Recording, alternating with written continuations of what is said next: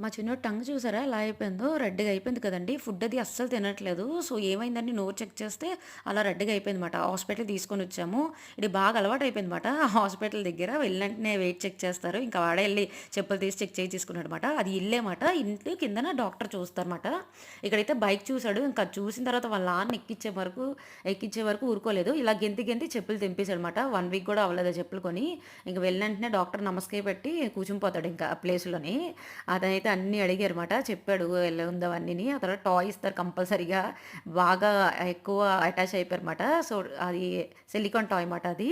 అది ఇచ్చారు. ఇంకా అది తీసుకున్న తర్వాత ఫుల్ హ్యాపీ అయిపోయాడు మా బుడ్డిగాడు. ఇక్కడ బిల్డింగ్ చూడండి ఎంత బావుందో.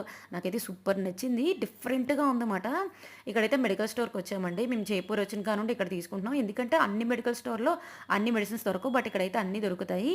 ఇంటికొచ్చిన తర్వాత కొంచెం చల్లగా ఉందని గారెలు వేసి సాంబార్, వడ చేశానన్నమాట. ప్లీజ్ సబ్స్క్రైబ్ చేసుకోండి.